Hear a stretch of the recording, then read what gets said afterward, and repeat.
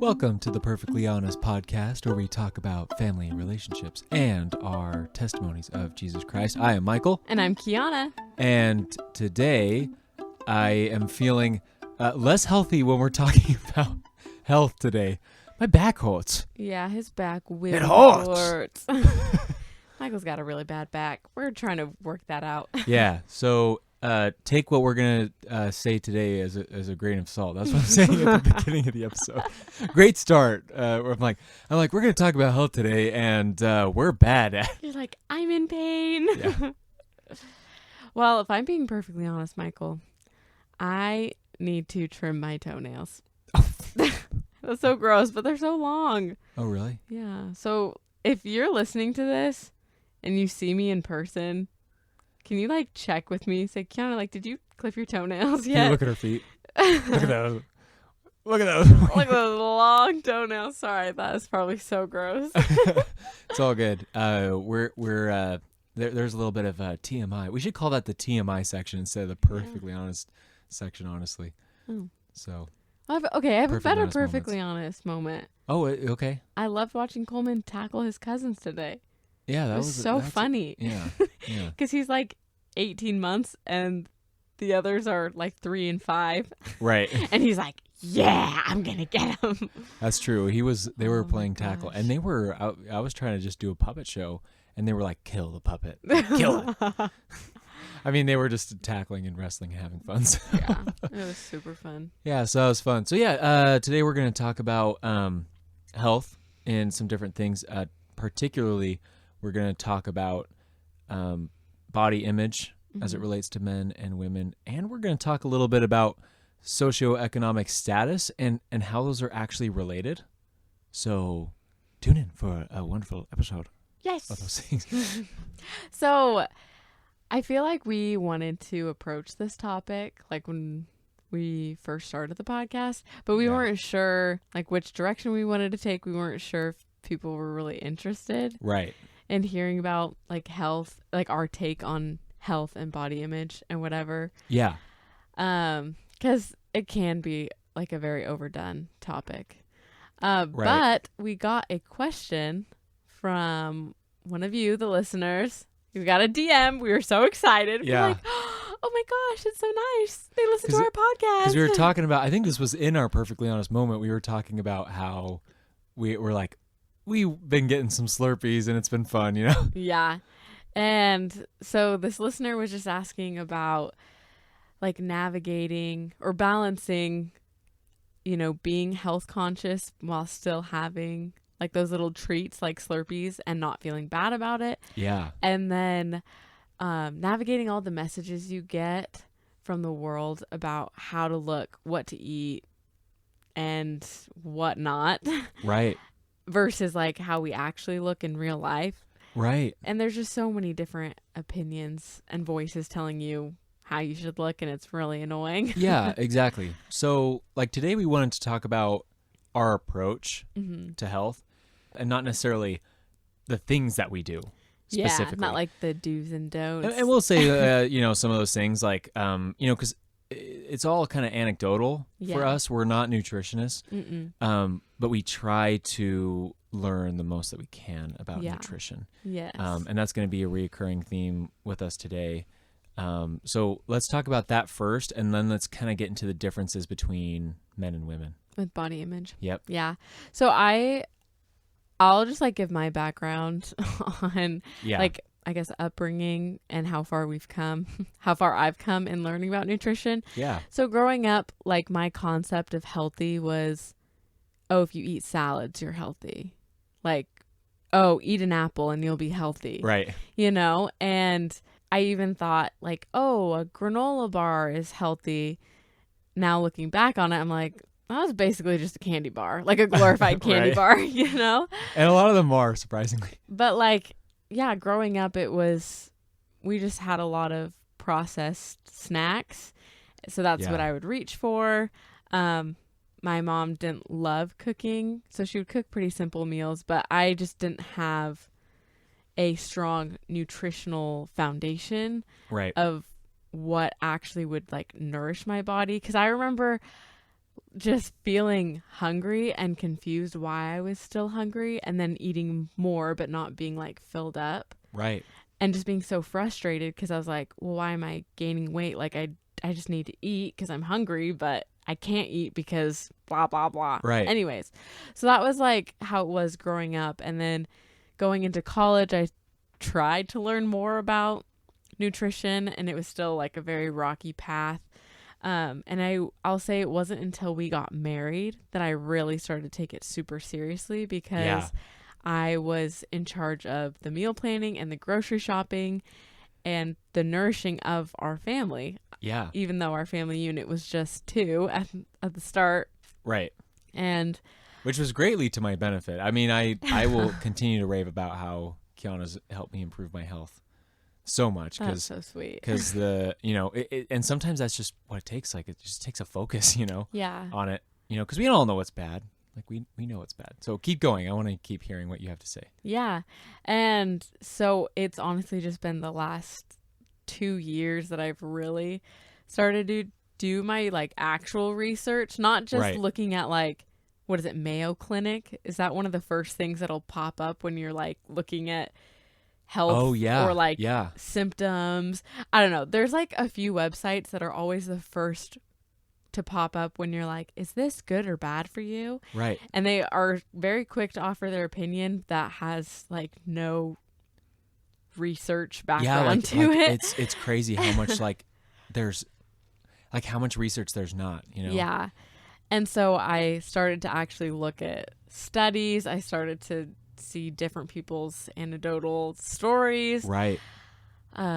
Books, documentaries, just trying to see what's out there. And there's an overwhelming amount of information to sort through. Right. There's so much. So I like what you said, though, about kind of like the foundation of food, because you were saying like you didn't have a foundation before for food. And that's what's really important to discover. And how you do that is you have to ask the right questions. And you have to look at your own health and say, like, what are my goals / needs? Right. Yeah. Because like weight loss might be a good thing, but it's also can be a really bad thing. When you are so hyper focused when on you're it. really hyper focused on it. Totally.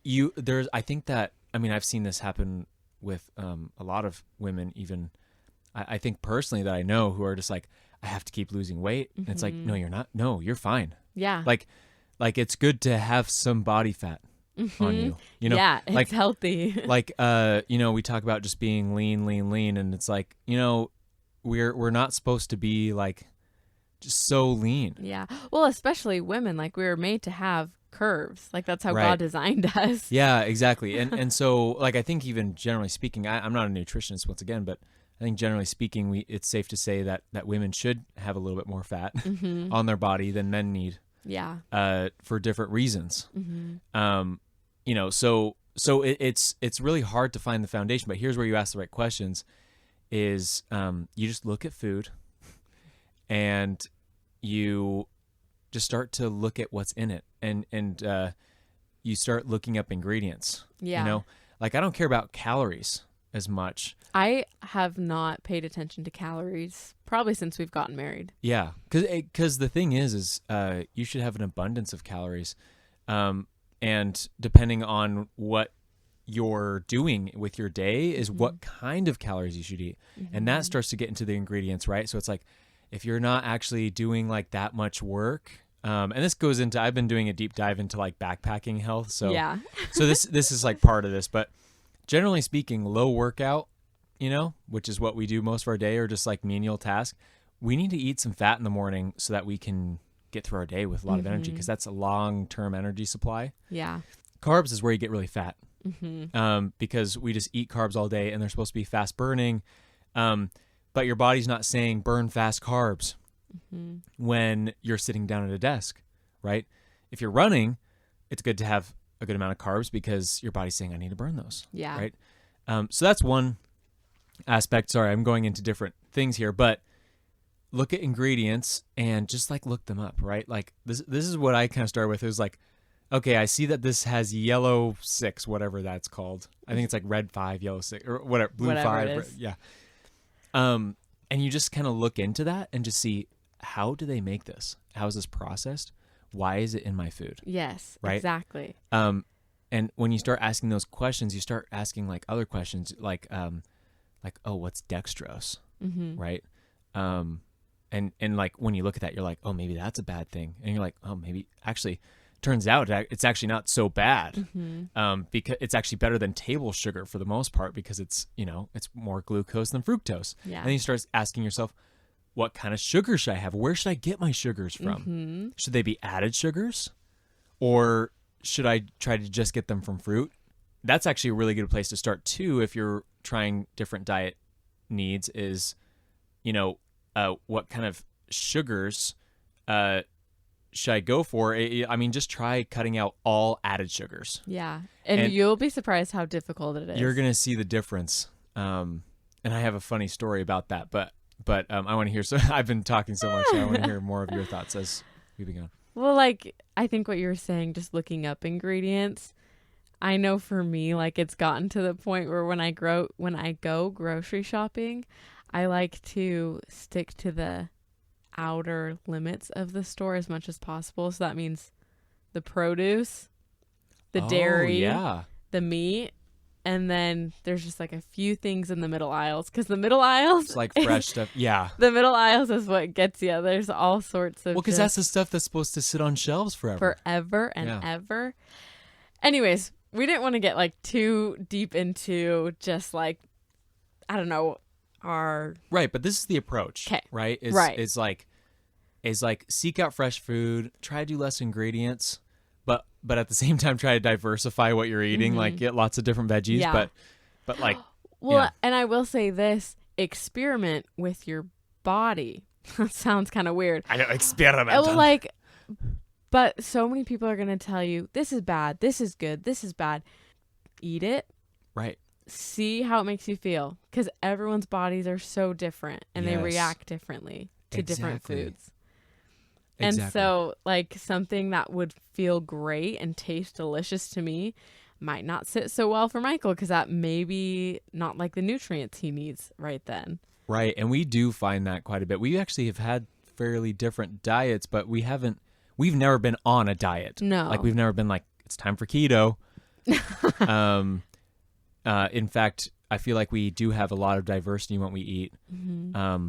Now, I had some really interesting struggles, like end of last year, where it was like everything I ate was like, it was so awful because I had this awful acid reflux, and I had to just, it was so scary. In fact, this was changing my diet and changing my circumstance was a lot that needed to happen. Totally. So, that's where I had to kind of experiment. I actually rejected what my doctors were telling me, because they kept giving me medication. I was like, but you don't know what's going on down there. Yeah. Why are you giving me a pill? What's this supposed to do? Well, if you do have, like a gastrointestinal problem, then like this should help alleviate it. I'm like, what does that even mean? If?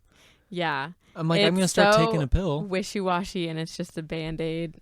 Yeah. And so it's not to say reject your doctors, but like, what ended up healing my gut was taking one shot of apple cider vinegar. Oh yeah, that helped a lot with your stomach acid. Yeah, it helped me just like take care of that problem, and then I could focus on, okay, well, now what are the stressors in my life that are causing this issue? Yeah, it was crazy. So there's things that like you can do, and we like holistic approaches too, so that's another thing. But yeah. Well, moving more into the body image portion of like health and stuff. Yeah. So I guess just sharing my story. Like I grew up always feeling larger, bigger than other girls my age. I was telling you this last night. Like I just always perceived myself as bigger, and I was always the one that was like, oh, you can't pick me up, I'm too heavy. Right. I don't know where that messaging came from, but like it was ingrained in me very, very young, like starting first grade. Right. I always thought I was like built bigger than other girls. And then moving into 5th grade, I actually like this is so bad, but I like would restrict calories to like try to lose weight. Right. And so I'm like counting calories. I'm 10. That's 5th grade. Yeah. Yeah, I was like 10, 11. And I ended up losing like 18 pounds. And I was like so undernourished, like Right. hungry, tired, probably really grumpy all the time. But then all of a sudden, all these adults were coming up to me and telling me, "Oh, Kiahna, like, did you get sick or did you try to lose weight? You look great." And it was so weird because I was in 5th grade. That's so strange. You didn't tell me about Yeah, that. I forgot about that part until I was like diving deeper into the story. Yeah, because the adults are like, losing weight, that's that's like the best thing on earth that you could do. And so then it was like confirmed to me, oh yeah, like I was fat, but now I'm like a good weight. Right. And then I move into middle school and puberty, and I kind of, I don't know, bulk up again, if that makes sense, because I'm just trying to eat and not be hungry. And going into high school, I wouldn't say I was like super active, but I still did dance all the time. And I was gaining weight and so confused why I was gaining weight, because I didn't eat like fast food all the time. You know, I didn't like go out and get McDonald's every single day. I didn't drink soda like ever, basically. Yeah. And so in my head, I was like, I just don't get why I cannot lose weight when I'm supposedly doing all the things that I'm supposed to be doing. Right. And it was really, really frustrating. And I had just this horrible self-image of myself. Yeah. You know, and just constantly aware of how I looked. And it was very frustrating and made social situations hard sometimes. And I'd always blame my weight if, you know, that guy didn't like me back or whatever. Right. You're like, I'm fat. I know. I'm like, oh, that's why you don't like me. I'm fat. Yeah. And then moving into college, it got a little bit better, I guess. And then I would say when we were newlyweds, it was still pretty bad. My like self-image. Yeah. Yeah. And I image. think your self-image was pretty bad when we first. Like I was very insecure. I always thought I was fat. I wasn't sure why Michael liked me or why he was attracted to me. I was like, stop. Yeah. Like it made me really frustrated because I was like, stop it. It was also just annoying. Yeah. Like it's annoying to have your partner always like self-loathing. Yes. Kind of like, yeah. And I mean, sad to say that's kind of like where I was. I thought about it so much. Right. And it's so dumb. And I'd always be comparing myself to other people. Right. But like, I don't know if it's like we as girls do that or if I'm just like the anomaly. Right. But. Well, and the big problem is that, you know, you have the literal Barbie dolls to, like compare yourself to, you know? Yeah. Like, there's a lot of the, and I'm saying literal because of plastic surgery, but right. And not to true. like completely judge that. I don't have a like, and that's something we can talk about, as well on another podcast, but, like that's, you know, something that girls have to deal with is, you know, whether someone has plastic surgery or not is like, as soon as someone feels really great about themselves, they post about it on social media. Oh, absolutely. And so then there's all of those things to compare yourself to, but they're completely unrealistic and not real. Right. Right. Or it's just like, or it's like the same thing. Yeah. Or it's like not what someone, you know, it's not realistic to most girls. It's like, okay, you're 1 in 20. Yeah. Right. You know, and it's really frustrating too, because, especially going through change, in your high school years, your body's still changing and, and your body continues to change throughout your life. Yeah. Well, and then with girls, I mean, we get pregnant, we balloon up with our babies. And then I was always so concerned with, well, what's going to happen once I give birth to Coleman? Right. Like, am I going to be able to lose the baby weight? Because if I can't, like, I'll be fat for the rest of my life. Right. Was like what was hardwired into me. Well, and what happened? What happened was, guys, this is crazy, but it also just shows me that God designed our bodies so special, and he knows like what we face as women.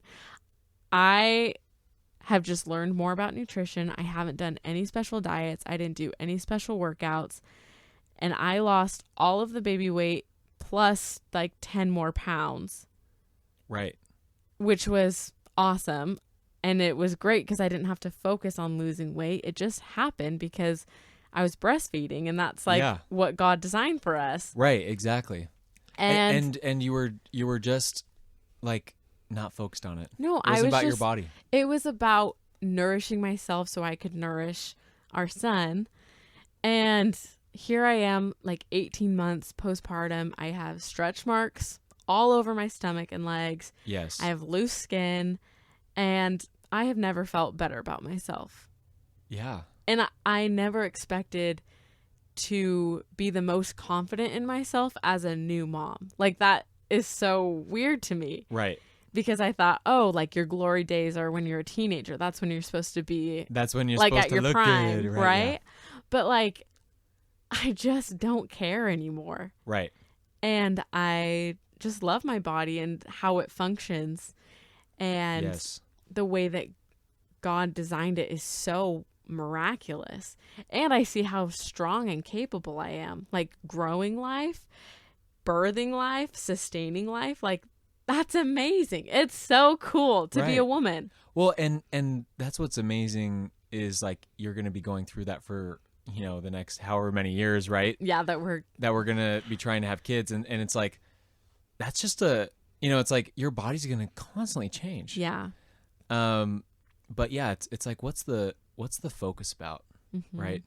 And we are 22 minutes into the podcast. Oh, sorry. I really dominated. No, you're good. But I wanted to kind of do a little bit of a comparison with men and women, on this. Comparisons are not usually that good. we're talking about like, don't compare yourself. We're like, okay, now let's compare. Men and women do struggle differently with these things, right? Yeah. So, and this is kind of interesting that I've been hearing a little bit recently, but and this really rang true to me because we don't find that men typically struggle as much with their body image as women. Now, that doesn't mean that men don't struggle too. I think that's actually a growing issue. I think that men are struggling more now than ever about their body image, and not, like, so. And this is kind of where we go into status, okay? Because just like the same way that women struggle with body image, men tend to struggle with socioeconomic status. Do you want to give like a quick definition of what that is? Yeah. So this is kind of like a good way to think about it. Like, you know how like men like compare themselves in the way of like strength. Yes. Right? That's like a very basic idea of like, yeah, I mean, almost like a tribalistic idea, but it's just like, men tend to compete with each other, right? And so, like, naturally, because of that, and this is kind of where the issue has gone today, is men are much more concerned with what they're doing to provide for their families, or for themselves, like what they're able to do in society. It's all about what they're doing, versus how they look physically. But to them, it's like, this is how I look. Yeah. Right. So look at it all as an external factor, right? Body image. This is how I look. Socioeconomic status. This is how I look.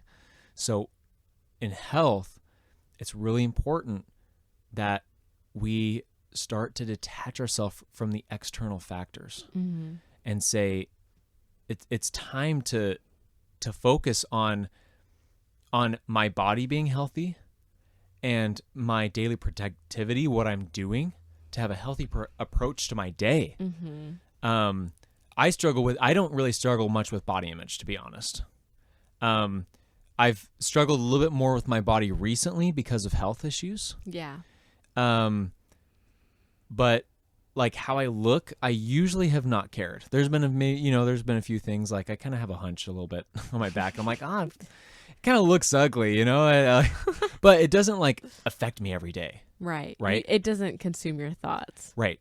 But like thinking about how I bring money into the family, or how I look compared to other men who are, successful or getting degrees or whatever, that haunts me. that consumes my thoughts. And, that's what we're trying to do, right? So like for men and women, and I think that there is a little bit of split. I see that women are also struggling with that as well. So I don't want to say like that's what it is, but it's like at the very least it's typical. Like at least I would say a majority of men struggle more with socioeconomic status than they do body image. Not that there's a problem either way. It's just we are concerned with the way we look outwardly, right? Yeah. So we could do some more deep dives into that. But yeah, any other thoughts, Kiahna? I'll just say like our rapid fire takeaways at the end of this is focus on nourishing your body and feeling well in your skin. And when you do that, you're going to be a lot less focused on calories. You're going to be a lot less focused on the scale, how you look. Right. Because you'll feel better in your skin. Yeah. And also let treats be treats. Yeah. Yeah. Like we can get so hyper focused on, oh, I'm a healthy person, so I will never have ice cream. Yes. Or I will never have that Slurpee because that would wreck my system. But it's like if you are well nourished and taking care of your body, and sometimes you want to have a treat with your friends. Yeah. Sometimes you want to have a Slurpee, Like you choose to go do that, and then you be happy with that choice. Don't let that choice haunt you for the next 3 days because you made that choice. No one forced you to drink the Slurpee. Yeah. Own it. Love it. And then keep going. Yeah, exactly. I love that so much. I think that we have more that we want to say on this topic, so I think we'll probably do part 2, right? Yeah. On this. So tune in on that. I did want to share a quick spiritual thought. Yes. Before we close here. Take it away. So this is coming out of a Doctrine and Covenants, section 89. For those who are not members of the church, this is a canon in our scriptures. This is basically, like, just to give some context here, the word of wisdom originally was not a commandment in the church. And now it's a commandment and not a commandment. So it's kind of like a little confusing. Everyone just, and you'll hear at church, everyone says, no, it's all just like, it's a commandment now. And it's like, okay. But there's certain levels, right? Because the Lord's saying, be healthy, right? How do you make that into a commandment? How do you keep that commandment? So that's where it kind of gets into moments of principle here. But something I wanted to read out of this, which I think is funny, is there's a lot of controversy about this, even in the church today. People trying to interpret these scriptures. And this is in, section 89, verses 12 and 13. It says, yea, flesh also of beasts and of the fowls of the air, I, the Lord, have ordained for the use of man with thanksgiving. Nevertheless, they are to be used sparingly. It is pleasing unto me that they should not be used only in times of winter or cold or famine. And I was just reading this and I was like, this is so interesting. And they say other things like herbs are great. Like any herb is awesome. And grains are also good. And these are the times that you should use these.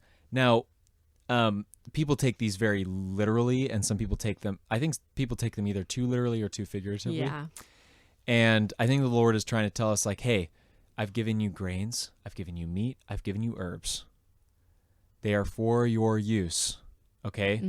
The rest of the words in here, a lot of it has to do with the context of the time. Right. Because as I was looking up sparingly, everyone's like, oh, well, eat meat sparingly. That means like, but try not to eat it very much, right? And then we over-engorge ourselves with like different kinds of, like meat and stuff. Yeah. But really, the healthy medium to have is to recognize that sparingly can mean some different things, especially at the time. One of it says not letting it go to waste. Yeah.